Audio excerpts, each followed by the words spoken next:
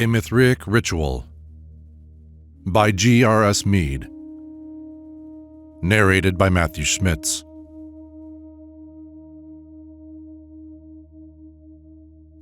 Preamble.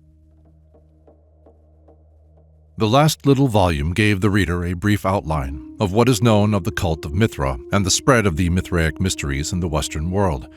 We have now to deal with a Mithriac ritual of the most instructive and intensely interesting character, which introduces us to the innermost rite of the carefully guarded secrets of the Mithriaca.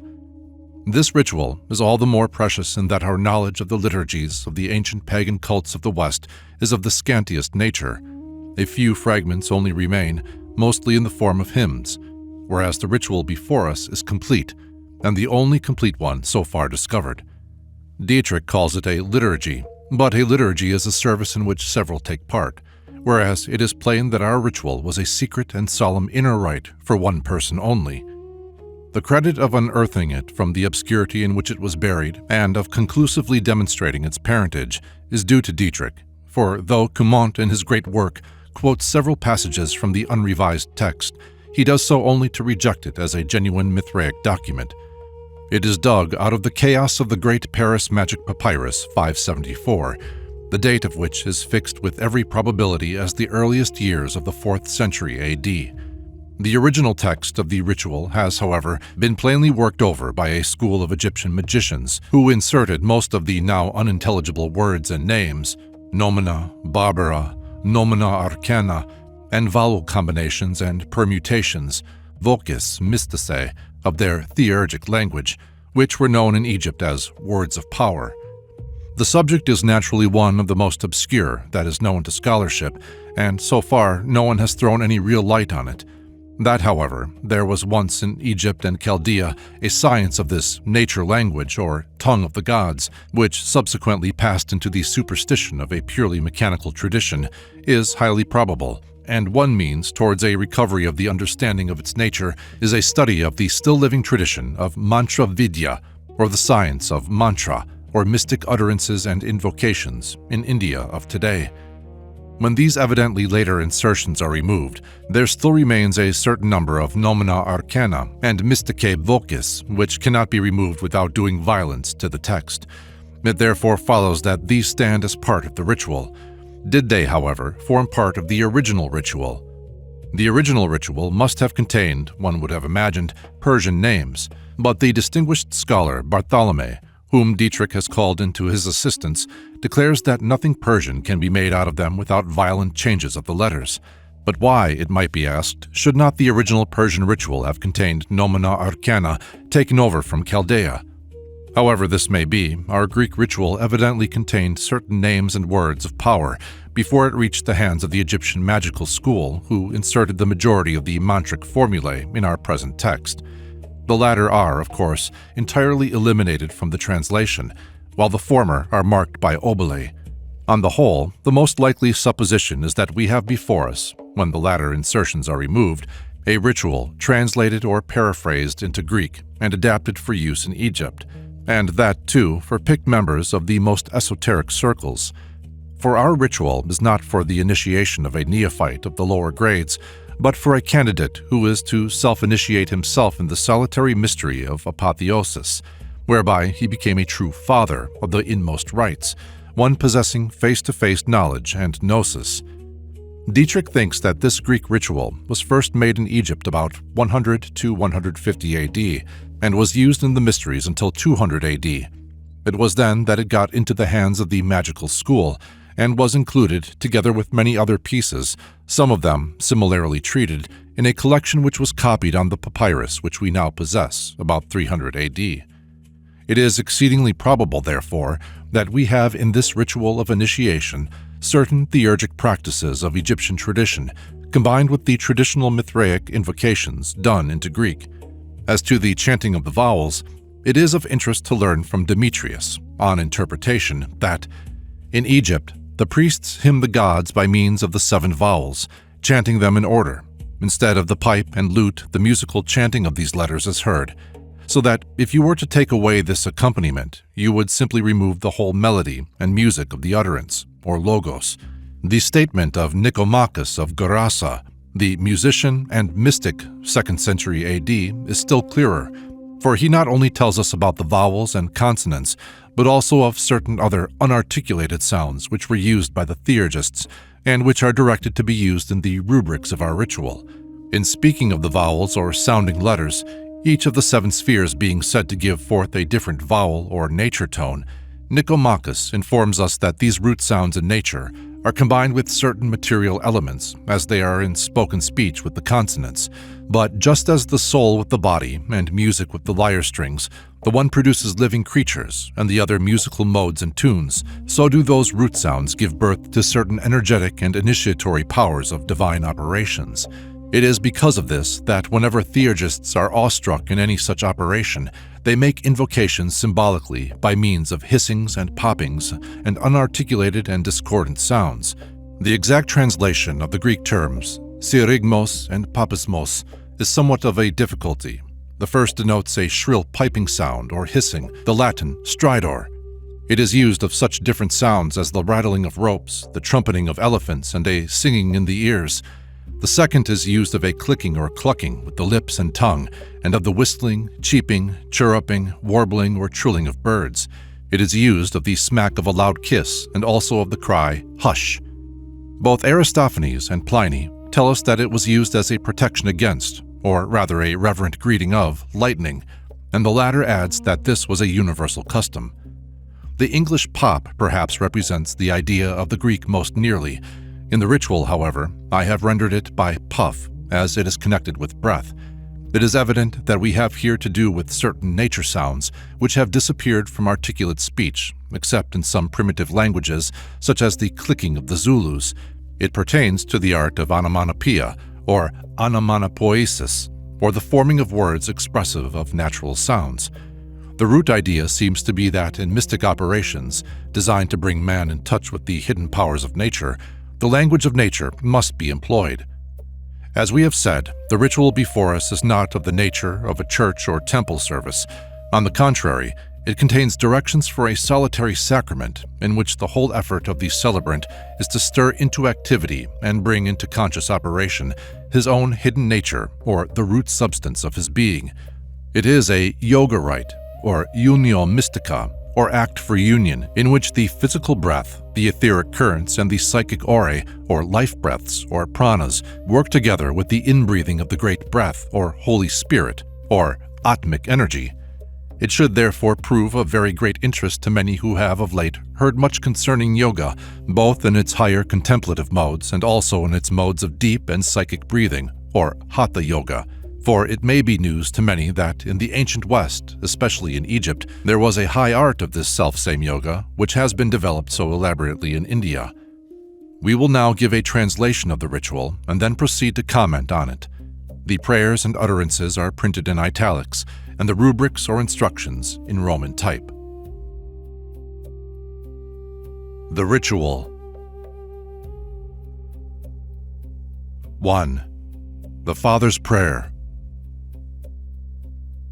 O Providence, O Fortune, bestow on me thy grace, imparting these, the mysteries a father only may hand on, and that too to a son alone, his immortality, a son, initiate worthy of this our craft, with which son Mithras, the great god, commanded me to be endowed by his archangel, so that I, eagle as I am, by mine own self alone, may soar to heaven and contemplate all things.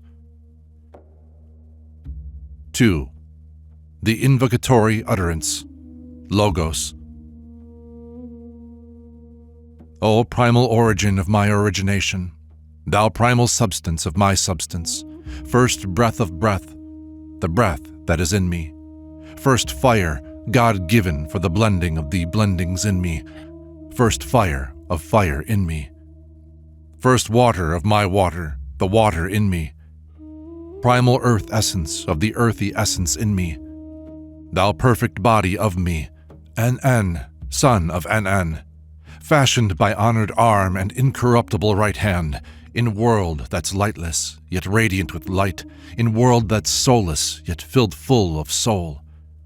If verily it may seem good to you, translate me, now held by my lower nature, unto the generation that is free from death, in order that beyond the insistent need that presses on me, I may have vision of the deathless source, by virtue of the deathless spirit, by virtue of the deathless water, by virtue of the deathless solid, and by virtue of the deathless air, in order that I may become reborn in mind, in order that I may become initiate, and that the holy breath may breathe in me, in order that I may admire the holy fire, that I may see the deep of the new dawn, the water that doth cause the soul to thrill, and that the life-bestowing ether which surrounds all things may give me hearing.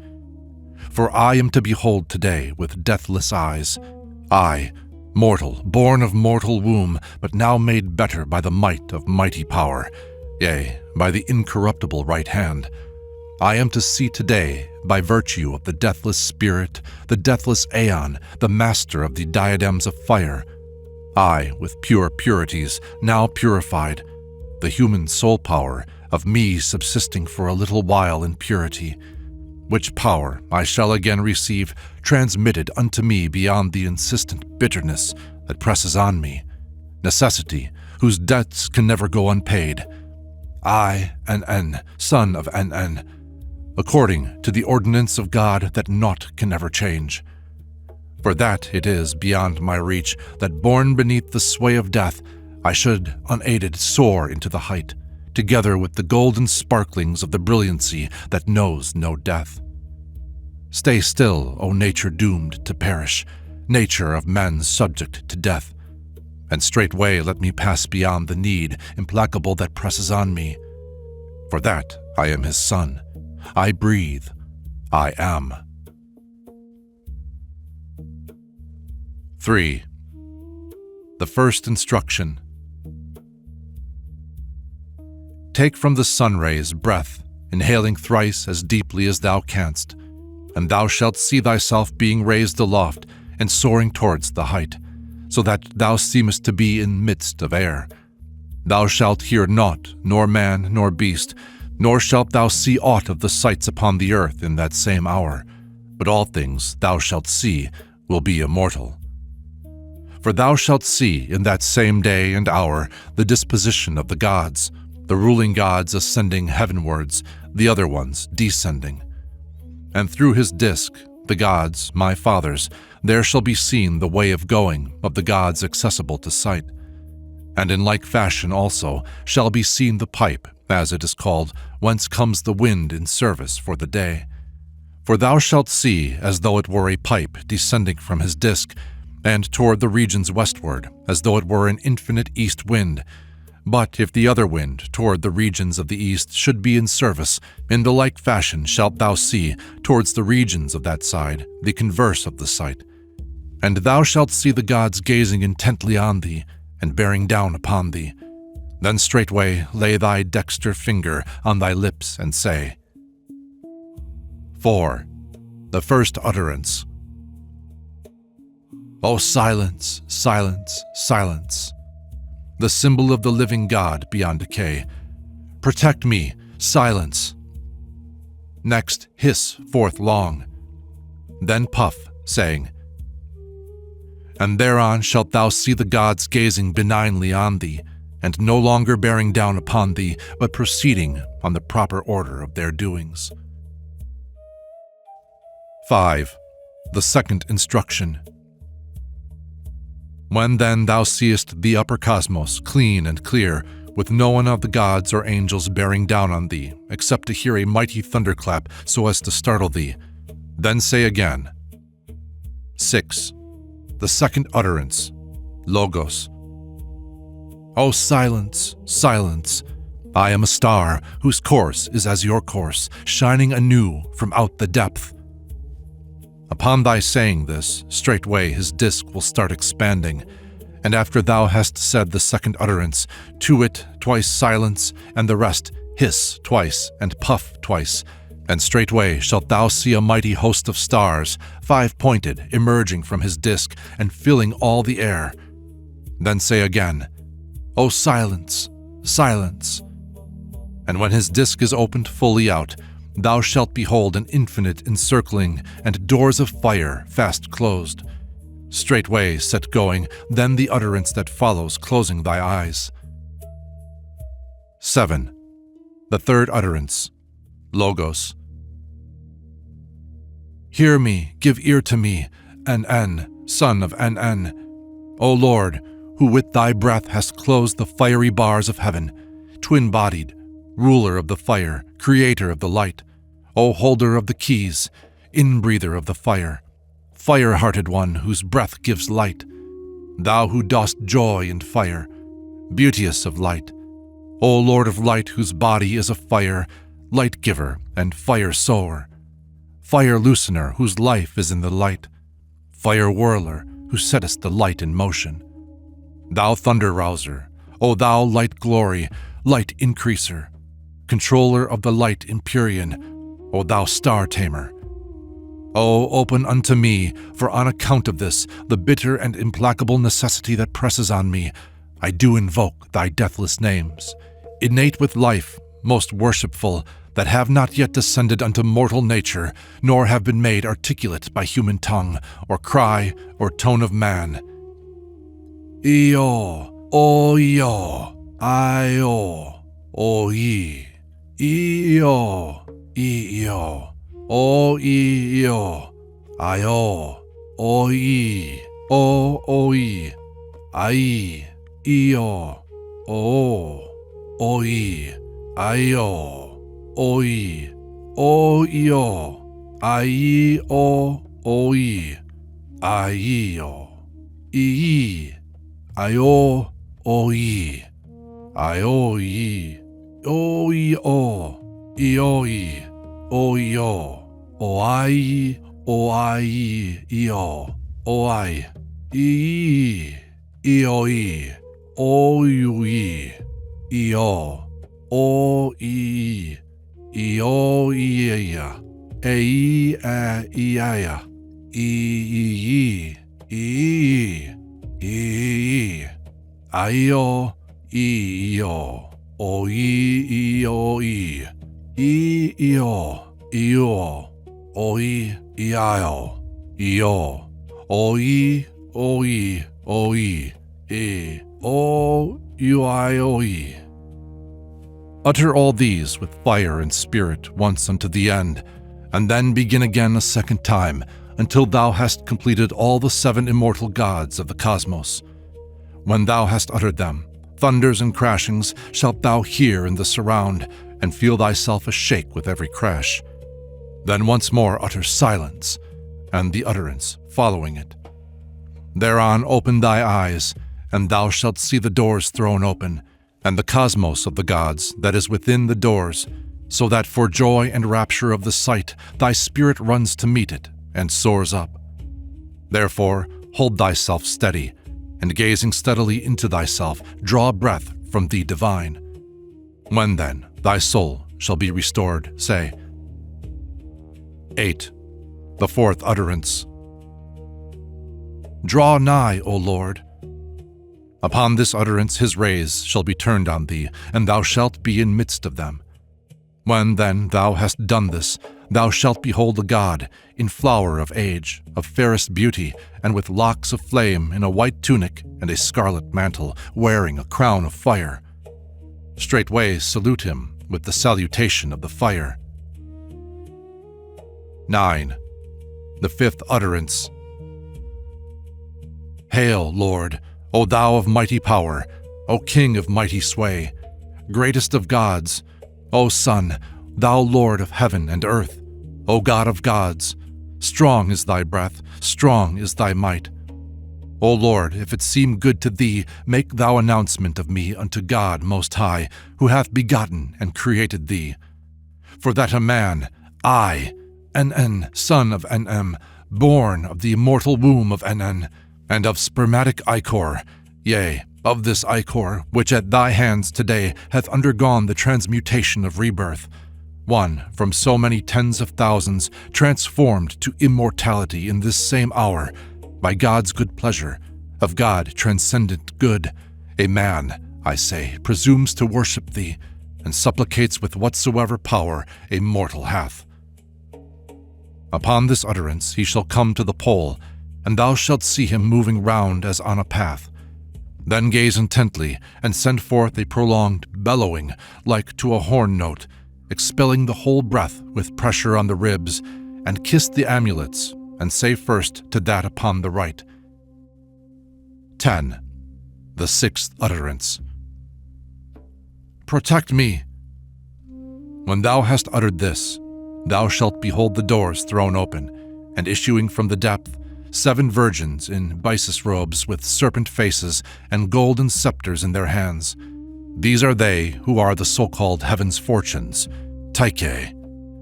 When thou dost see these things, make salutation thus. 11.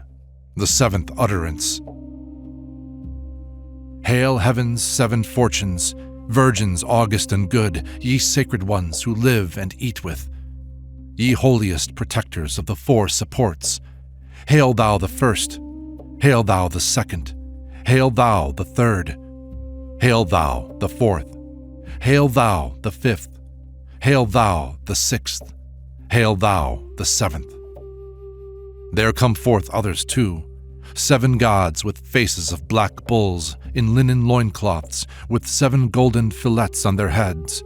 These are the so-called heaven's pole lords, and in like fashion unto each of them thou must make salutation with his special name. 12. The 8th utterance. Hail guardians of the pivot, ye sacred, sturdy youths, who all at once revolve the spinning axis of heaven's circle, ye who let loose the thunder and the lightning, and earthquake shocks and thunderbolts upon the hosts of impious folk, but who bestow on me, who pious am and worshipper of God, good health and soundness of my frame in every part, and proper stretch of hearing and of sight, and calm in the now present good hours of this day, almighty ruling lords and gods of me. Hail thou the first, hail thou the second, hail thou the third, hail thou the fourth, hail thou the 5th, hail thou the 6th, hail thou the 7th. Now when they all are present in their order, here and there, gaze in the air intently, and thou shalt see lightnings down-flashing, and lights a-quiver, and the earth a-shake, and then a god descending, a god transcending vast, of radiant presence, with golden locks and a flower of age, clad in a robe of brightness, with crown of gold upon his head and garments on his legs, holding in his right hand the golden shoulder of the calf. This latter is the bear that moves the heaven dome and changes its direction, now up, now down, according to the hour. Then shalt thou see lightnings leap from his eyes and from his body stars. Straightway send forth a bellowing, prolonged with belly pressure, to start thy senses going all together, prolonged unto the very end, kissing again the amulets and saying. 13. The 9th utterance. O Lord of me, N, abide with me within my soul. O leave me not, for bids thee remain. And gaze intently on the god with bellowing prolonged, and thus salute him. 14. The 10th utterance. Hail, Lord, thou master of the water. Hail, founder of the earth. Hail, prince of breath. O Lord, being born again, I pass away in being made great, and having been made great, I die. Being born from out the state of birth and death that giveth birth to mortal lives, I now set free, pass to the state transcending birth, as thou hast established it, according as thou hast ordained and made the mystery. Comments. First we have the prayer of the Father, who invites the presence or glory, avareno, as it is called in ancient Persian, of his Father, the great Father of all fathers, or supreme initiator, Mithra, the invincible, to be favorable both to himself and also to his beloved Son, who is deemed worthy of having the final secrets imparted to him, so that he in his turn may become a father. The highest initiates of the Mithriaca, as of many other mystery associations of the time, were called the Fathers. They were also called eagles, and doubtless in Egypt also hawks, for they had to be born anew as Horus. The sacrament is the mystery of the birth of Horus in one of its variants. The rite is that of athanasia, or immortality, of apotheosis, or deification, or birth as a god. The initiates of the next lower grade were called sons of the fathers. The tie between them, however, was far stronger than that of human father and child, for it was a spiritual bond. They were their true godfathers, and these godfathers of the mysteries were the true sons of their father, Mithra himself, father of all fatherhood, master of all masterhood. This son has already passed through a long probation and been found worthy of receiving the secret instructions of the Great Act. This Great Act is the birth of power, and it is called in the text dynamis, which I have translated craft. It was a craft in its highest sense, for it was of the nature of creative power. The Greek mysterion, in the sense of an initiatory act, that is to say, an operation which started, initiare, new powers in a man, was, since the time of Tertullian, translated in the language of the Western Church by sacramentum, and Dietrich thinks that dynamis is a synonym of sacramentum. And this particular dynamis, or craft, is a synonym of the great work of the alchemists, as we saw from a quotation from Zosimus in our last volume. Initiation, however, does not mean consummation. An initiation is the starting of things going. It lies with the candidate entirely to make the initiation valid, to seal up the link, so to speak. Without this, information will all be vague. There will be retained only vague memories, hints, and suspicions. I am inclined to think that, in son Mithra, we have the gloss of an ignorant copyist. Mithra was not the son, either in the Iranian religion or the Mithriac mysteries. He is clearly also not the son in the rubrics of our ritual. On the contrary, the son is rather the archangel of Mithra, the light, and is thus for us the chief mind power of the mind of all masterhood. Speaking in a still more mystical fashion, a father, as a master, may be said to be one who can stud his own heaven, or great surround, or Buddhic substance with his own stars or mind powers. Such a one is capable of being an initiator into great things or cosmic mysteries. He is capable of projecting his immortality or superhuman power or atmic radiance. Thus, an eagle is one capable of rising into the true air and looking straight at his own sun. Such a one does not have to see God reflected in nature as ordinary man does. He is capable of grasping or understanding the divine without form. Heaven, for such a consciousness, is the great surround in which all things, the things that are studded as stars, or to put it otherwise, where every part or portion is a whole or wholeness, to use Platonic terms. They are all one with another, as Plotinus has it. We now come to the ritual proper, and to the first solemn utterance, logos, or invocation.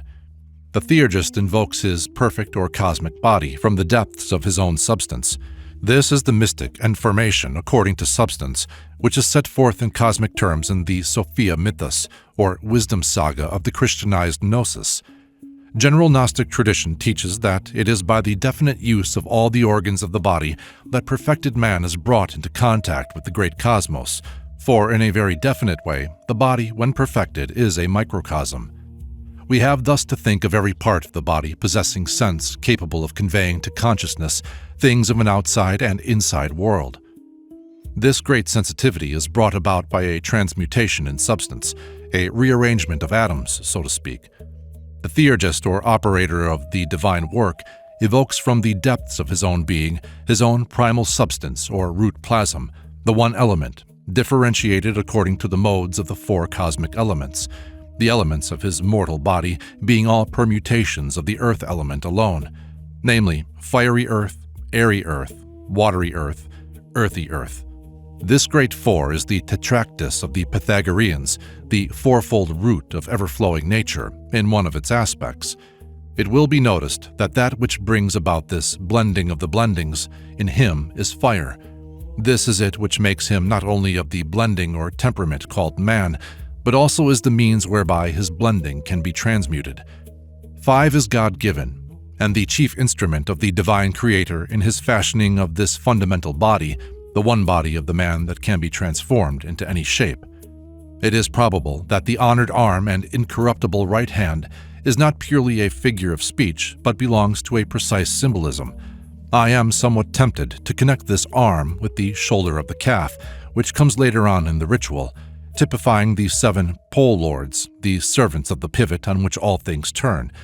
It is he who makes the spheres revolve and turns all things upon the cosmic lathe, or potter's wheel.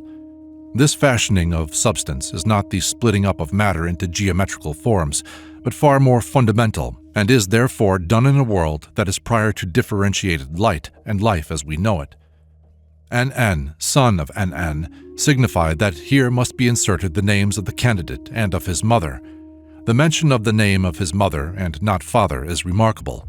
No women were admitted unto the Mithriaca. The women were initiated into the associated mysteries of the Magna Mater, the Great Mother. He now prays to the great powers of his single body, his wholeness, his cosmic vesture, his sunbark, his Pegasus, to translate him from death to life, from appearance to reality, from darkness to light. The bonds of the prisoner are at last to be freed. The knot of personality in the heart, as the Upanishads phrase it, is to be unloosed. The man is no longer to be a procession of fate, but is to set his foot upon the spheres of fate and make them the wheels of his chariot, free in the air. Fate, insistent need, necessity, death, is what a Buddhist or a Brahmin ordinarily means by karma. Elsewhere in the ritual, it is called bitter. It is the bitterness which constricts, which presses on one, the power of gravity, of condensation. And here we may note a phrase from a mystic cosmogony of the early centuries. Through the bitterness of God there appeared mind, that restrains the heart, and was called Hermes. Also compare the hymn at the end of the J source of the Nicene document, where, speaking of the wandering deer, the human soul, it says, "Far from thy breath away she wanders. She seeks to flee the bitter chaos, and knows not how she shall escape." And again from a document of the Christianized Sethian Gnosis, "He, the light spark, was a ray from above, from that perfect light, overpowered in the sinuous and awesome and bitter and blood-stained water." And yet again, for one of the orations of the Emperor Julian, who was both initiate into our mysteries and also knew the Hellenized Mago-Chaldean oracles. The oracles of the gods declare that through purification, not only our soul, but also our bodies are judged worthy of being greatly helped and preserved, for it is said in them, "The mortal vesture of bitter matter is preserved." This is just what the utterance of our candidate tells us. Not only is he judged worthy in other respects, but he has made the human soul power, or soul plasm, in him to subsist for a little while in purity. He has created a nucleus. He is, with pure purities, now purified. And this purity enables him to contact the pure and unmixed elements. We must have something in us of a similar nature before we can become conscious of the things that are. For as the verse of Empedocles has it, "By earth we earth perceive, by water, water, by aether, godly ether, and by fire, the unseen fire." It is thus he is to be reborn in mind, by means of the great breath of life and light, terms which occur over and over again in the mystical Trismegistic sermons.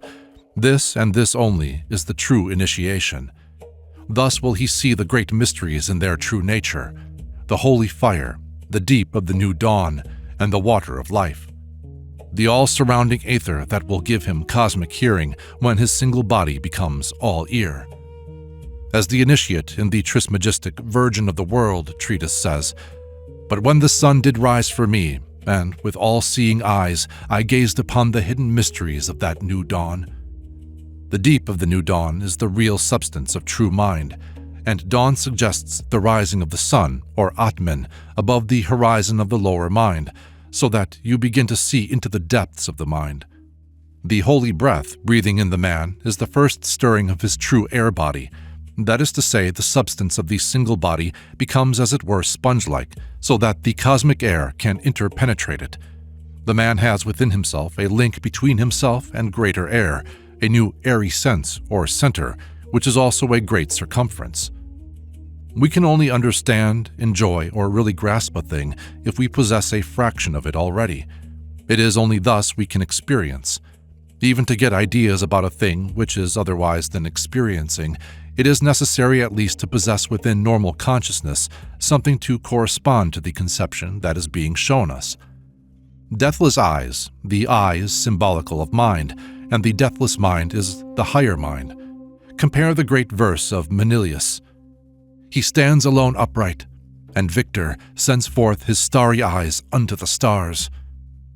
The might of mighty power is the power of Atman, whereby the man is to behold the deathless Aeon, eternity, the Lord of time and space, and supreme creator, the master of the diadems of fire. These diadems of fire are foreshadowings of the ordered constellations that will be ranged round the man's heaven, his great surround or envelope. They are fiery, all fires and flames, rays and brilliance, creative powers like archangels. The beginning of this greatness is already within him, subsisting in purity, that is, perhaps, in a state of tranquility or equilibrium, not conceiving any form. The golden sparklings of the brilliancy that knows no death is a beautiful phrase. It is always difficult to say precisely what these mystic phenomena may denote, for they can be regarded from so many points of view. But keeping within the range of interpretation we have chosen, the phrase may be said to suggest that the man has already attained to a stage when he can, to a limited extent at any rate, project his fiery current and watch it fly forth as myriad sparks of brilliancy, and thus light up and make apparent to himself his own world body. But he cannot follow with that part of consciousness which brings with it full sensation. We may watch and know a great deal about a thing, but we do not really master it till we fully experience it and thus make it become us. The body is now reduced to absolute quietude before the mystic breathing is begun. No longer is the man to breathe as a mortal. He is to take into his inmost self deep draughts from the divine air. He is to breathe as a son of God. Compare with this the following utterance from a ritual of the Gnostic Heracleonite. I, the Son from the Father pre-existing, but the Son in present existence, came to behold all things, things both other than my own and of my own, yet things not altogether other than my own, but of Achamoth, wisdom, the mother who is female and made them for herself. But I derive my race from the pre-existing, and I am going back unto my own whence I have come. We now come to the first instruction of practical directions. Now, in the great work, there is what may be termed a projection and an establishing. What are called the fires of the body are definitely used to project consciousness forth into the greater air. Fire is thus used for the first projection forth. But the fire is the man's life fire, and in projecting it, he uses his own bodily organs, for within the physical body lie dormant all the necessary organs for contacting the cosmos. To this side of the mystery, our ritual does not refer. It deals with the use of breath and for similar purposes. Breath is, as it were, a spouse of the fire which has already been projected. That is to say, the ritual is intended only for those who have already made themselves ready. They must be worthy of this, our craft. Fire has to do with what we may call the spark side of things, the masculine creative fire. After the implanting of each light spark, as the Christian Gnosis phrases it, there is what may be called a feminine descent, or a further clothing and freeing of the imprisoned spark, for this clothing is a robe of power. Thus one spark, and we have the mineral kingdom. This clothed upon by the feminine descent or life outpouring gives birth to the vegetable kingdom. Two sparks bring into existence the animal kingdom, and this multiplied by the feminine descent gives birth to man. Beyond this, there is a third sonship of fire and a third descent of the great breath, the Atmic mystery. Breath is, in a sense, the reverse of fire. The one dries the substance, the other causes the drying to cease and establishes the buddhic plasm with a certain definite capacity for holding together. It is no longer watery. It is to be noted that the theurgist has to keep touch with his physical body all the time. He goes forth, yet he remains. It is the mystery of emanation. The operation is to be effected in sunlight. The man breathes into his body that which dwells within every ray of sunlight. By means of this breath, he gets into touch with the soul of each ray. After thus breathing in a special way, as deeply as possible 3 times, he begins to feel himself get light in weight. This feeling is said to be experienced at the back of the head. The man then feels himself, as it were, rising into the air. He then begins to see a different order of things, which are in our ritual set forth symbolically according to the tradition of the school. These appearances will differ according to the mind content of the man. Whatever be the forms, the ascending and descending gods are in any case the man's own soul powers forth and in. The vision would seem to be the casting of the shadow of himself, of his inmost body, and the ordering of it according to the scheme of the cosmos in his mind, onto the mirror of true cosmic substance. The next sentence seems to suggest that after he has projected his fire forth, which is the first initiation of himself into his own world substance, he begins to see his own disk. It is the Father's disk, that is to say, from one point of view, it is the field of consciousness of his great person, or higher self, who is the father of the little person, or mortal personality. But although the higher self is our father, and in a sense we are born from him, we have mystically down here to create our own great person if we would have any conscious relationship with him.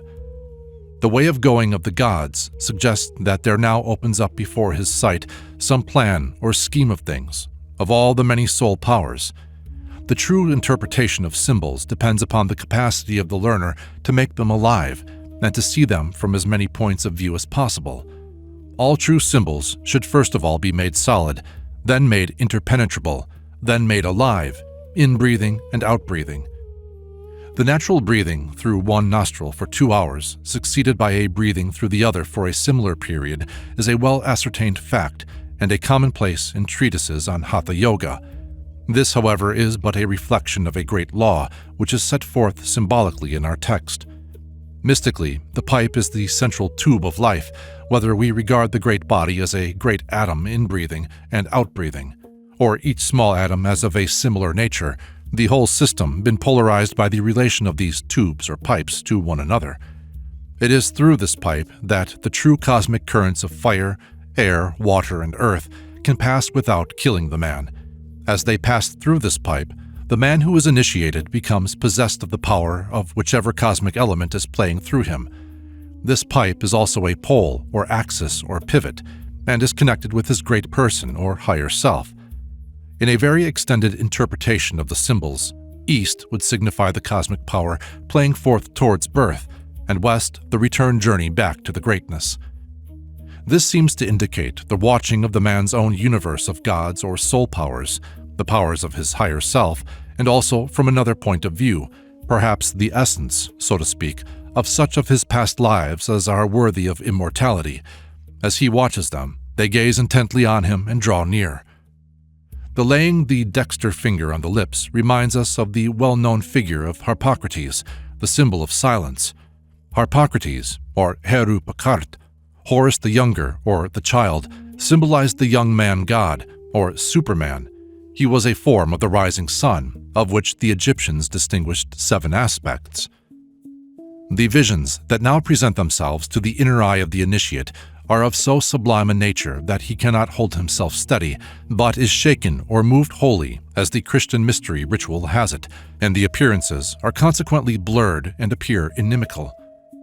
These and similar visions of initiation are referred to by classical writers variously as figures or schemas, the technical term for the appearances of the gods, blessed apparitions and beatific visions, mystic sights and wonders, what is most beautiful to see in the world, holy appearances, sacred shows, ineffable and divine apparitions. See my notes on the Eleusinian mysteries.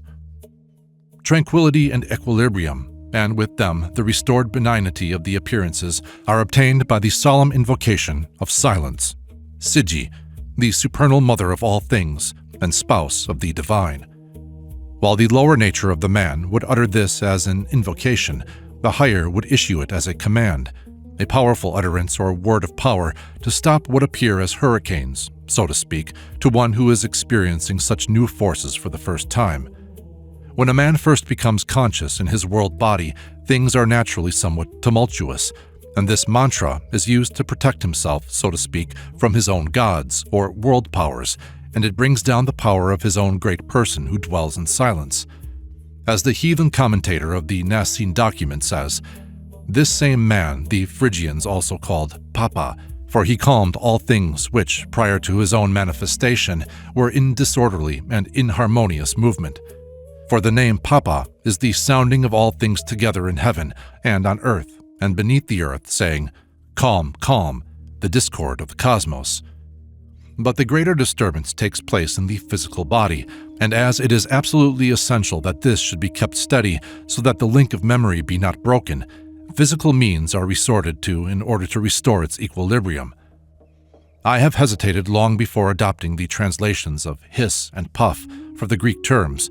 I feel fairly sure about the hiss, for the sibilant s's are added, but the precise meaning of the second word escapes me.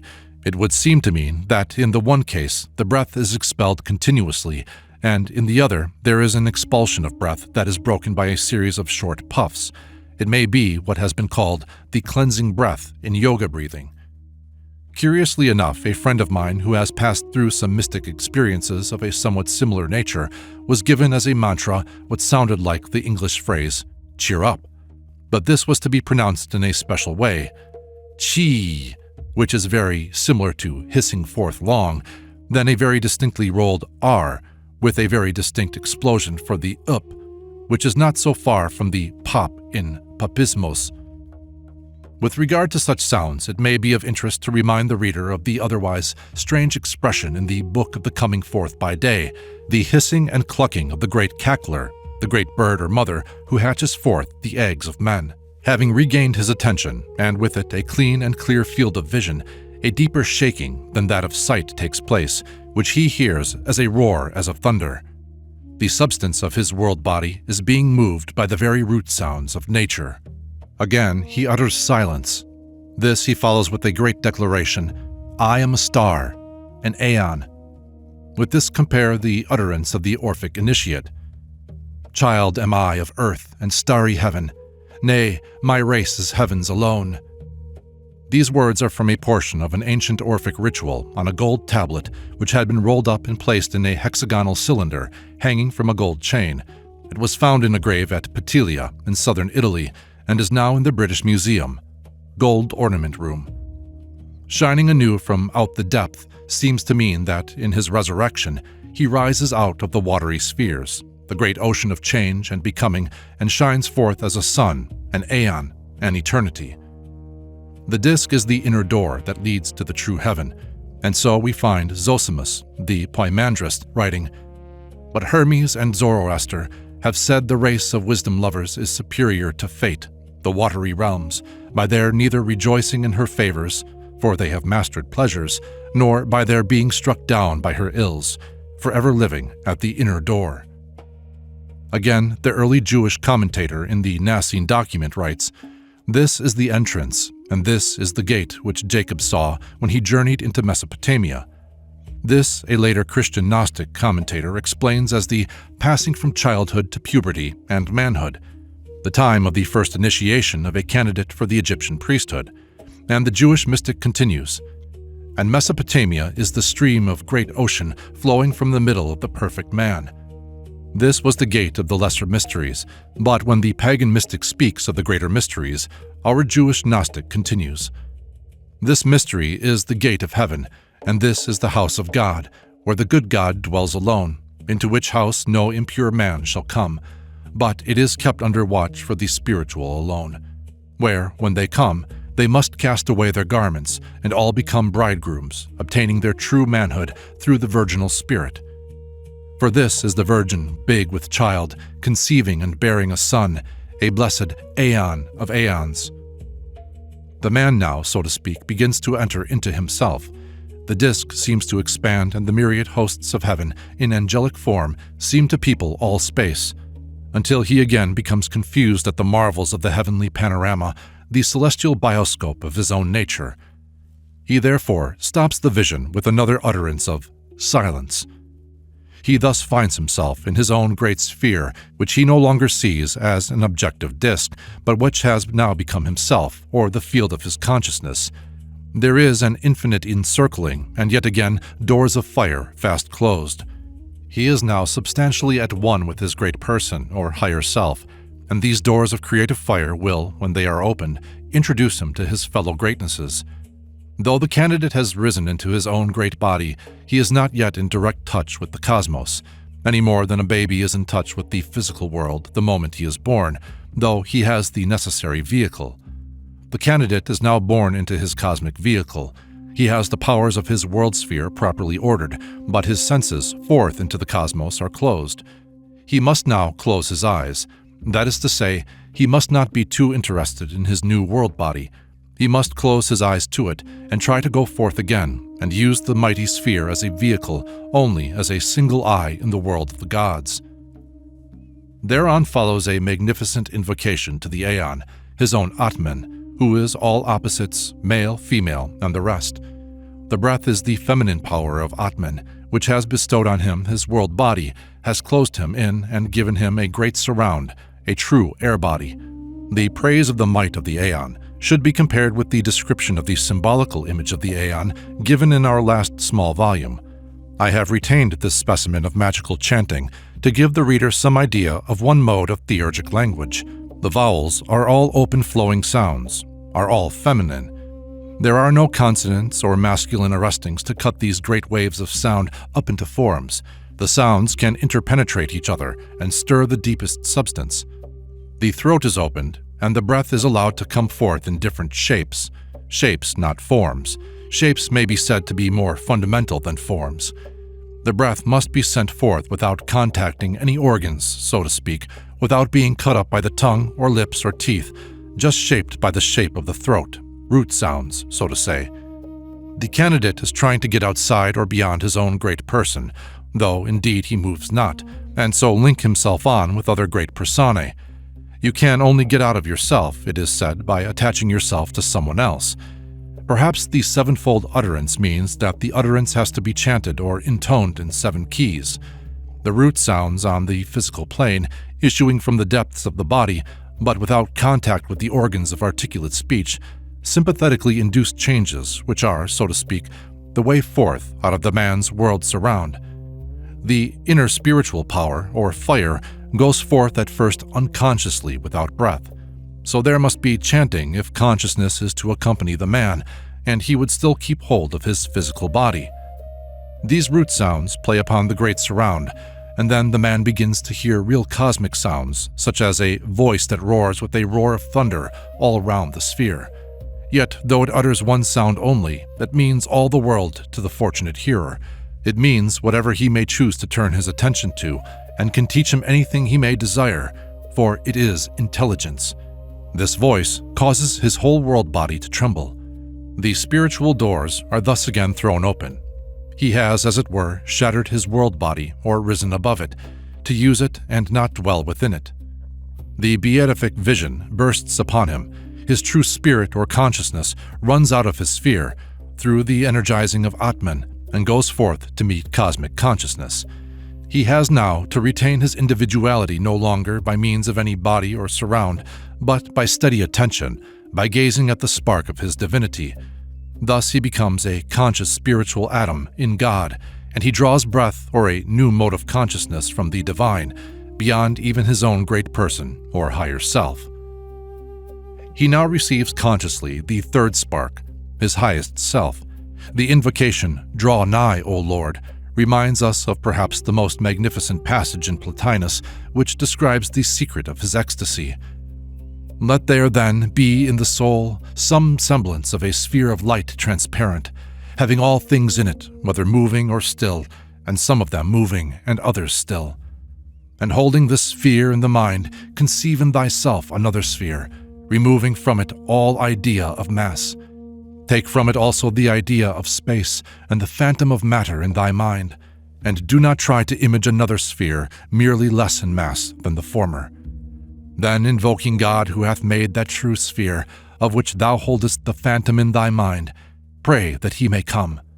And may he come with his own cosmos, with all the gods therein, he being one and all, and each one all, united into one, yet different in their powers, and yet in that one power of multitude, all one. Thus his rays are turned upon the man, and a new golden splendor becomes his, or he becomes it, or is magnified into the greatness. He has thus a new link with the divine. He is in the midst of this splendor or flame which wraps itself around him, that is to say, his great sphere, like a serpent in 7 coils, as in the symbolic image of the aeon. It is no longer only potential in him, but actual. The description in the text is a symbolic portrayal of what we have previously referred to as the third spark, or Christ, the serpent of wisdom. The man thus prays to be brought unto the fire by this the true Son and the Spirit of the Son.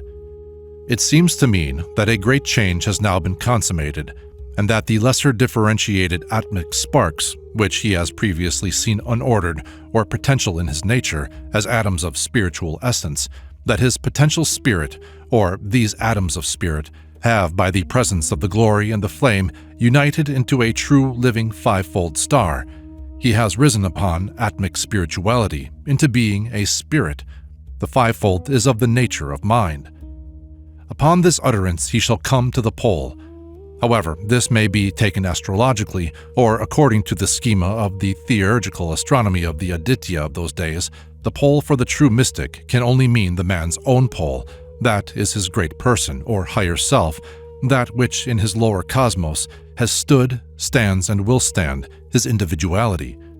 From the point of view of substance and of symbolic vision, this can be equated with the heaven pole, the pivot on which all doth turn. But in this subjective-objective vision, the truth is reversed. The God does not really move round on a path. It is he who is the true one who stands. It is the aeonic, or the starry body of the man, the ogoides, or astroides, that turns on this pivot as on an axis, in a course that is now as the course of his fellow stars. In order to keep pace with the power of the great experience through which the epoch is passing, a new and deeper mode of breath is to be practiced physically, so that the link with the physical body may be retained. But this mode of breath is perhaps rather etheric than physical. It is not exactly a physical alteration which could be detected outwardly, for ordinary breathing may go on all the time. Nor do I think it necessary in connection with this bellowing to refer to the sacred instrument called the bull roarer, used in the mystery cults of certain primitive peoples in New Mexico, Australia, New Zealand, and Africa to summon the god or announce his coming, and upon which no woman may look and live. I need only remark that it evidently typifies an instrument of virile power. In yoga, and our ritual before all else is a yoga rite, the bellowing must be connected with the power of the bull, or creative power, the use of which for spiritual operations constituted the greatest secret of the Mithriaca. In the pranayama, or restraint of the breath, practices in yoga, the internal bellowing would connote the result of drawing the deepest breath possible and causing it to vibrate or throb or roar, and so press on or set going certain centers. These centers are the amulets proper, but in ceremonial magic, physical phylacteries were used and placed on the corresponding external centers. The bellowing is in Greek the utterance of the sound mu, and this is, in some sort, an inversion of the sacred syllable om. This operation, if successfully accomplished, will open out the consciousness still further. The imagery and symbolism are doubtless derived from Egyptian tradition, superimposed on Chaldean astral doctrine. It is to be noticed that the 7 virgins are called ye holiest protectors of the 4 supports. With this compare the mystic ritual of the baptism of the water of life in the book of the Great Logos, where the Master and Savior, Aberamento, utters the following prayer, prefixed with an invocation in the mystery tongue, interspersed with triple amens. Hear me, my Father, Father of all fatherhood, boundless light, who art in the treasure of light. May these supporters come, who serve the 7 virgins of light who preside over the baptism of life. May they come and baptize my disciples with the water of life of the 7 virgins of light, and wash away their sins and purify their iniquities, and number them among the heirs of the kingdom of light. And Proclus, with regard to Phanes, whom he calls the all-perfect living one, and characterizes as the paradigmatic or intelligible cause, that is the Logos, tells us that the theologist sings of him as alone, bearing the glorious seed of the gods, implanted by the hidden deity, and from Phanes is derived the secondary ordering of the gods as supports of the primary. Thus the true heaven and the true earth proceed as an intelligible unity, Father, Mother, and she, the true heavenly Mother, she in her turn gave birth to the extended primal heaven and earth, that is, extended in space. And then Kronos unites with Rhea. At the third birth, this earth, the mother, brought forth again 7 virgins fair, bright-eyed and pure, and 7 kingly and down-covered youths. It is to be noticed that this vision presents itself as the doors are thrown open for the third time, that is, after the third great change of consciousness on the return journey. It is also to be noticed that the virgins carry the gold in their hands, and the youths wear it on their heads. They are the children of the mother side of things, and the progeny of the Lord of the Pole, Kronos, or the Aeon, the great individuality or person. The spouse of Kronos is Rhea. This mother substance is in a chaotic or ever-flowing condition. Rhea, from rain to flow, that is flowing in all directions at once. But when the third spark embraces the world body of the man, his mother substance becomes differentiated into 7 pure elements, 7 instead of 4, as has previously been the case, that is, with powers of contact with the 7 planes of cosmos.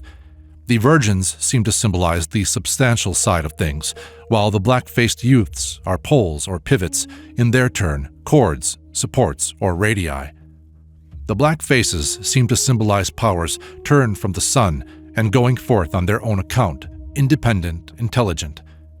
The one substance, or mother octave or ogdoad, has now become 7 spheres, all revolving independently, yet in perfect order. The man's body has been made a perfect correspondence with the great cosmos. True cosmic instinct is thus bestowed upon him at this rebirth.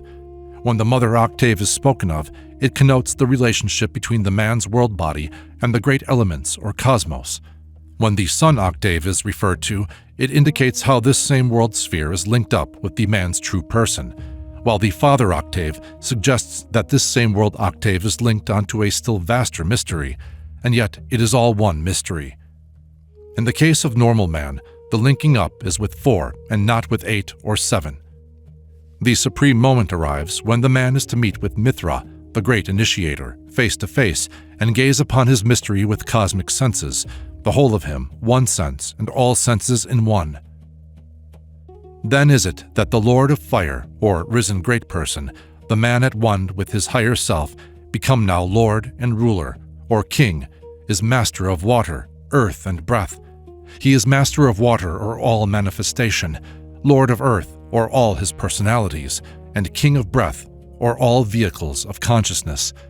It is magnificent, sublime, stupendous. Is it all an empty dream, or may it be a glorious reality? And if there be those who are deterred from accepting the under-meaning because of the symbolism which arose out of physical conceptions of the universe which modern science has outgrown, may we venture to suggest that to the deeper mystic consciousness, a heliocentric or a geocentric theory of phenomena is a matter of indifference. Both are equally far from the reality, no matter how superior the one may be to the other for purposes of intellectual training. One has doubtless been overbold in some of the above speculations, but after many years of study of the contemporary literature of the Gnosis and the mysteries, of theosophy and theurgy, many things which at first appeared utterly irreconcilable seem somehow now to fall together. Ideas unite, symbolism becomes more plastic.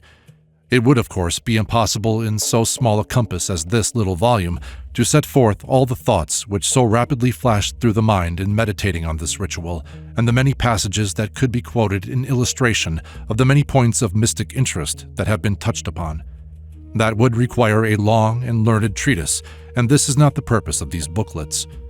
I have, therefore, simply attempted to set forth the impression that this remarkable ritual has made upon myself, in the hope that some of my readers may recognize a fellow feeling in themselves, and that someday they may be able to say with the victor made victorious by the Invincible One, being born from out the state of birth and death that giveth birth to mortal lives, I now, set free, pass to the state transcending birth, as thou hast established it, according as thou hast ordained and made the mystery.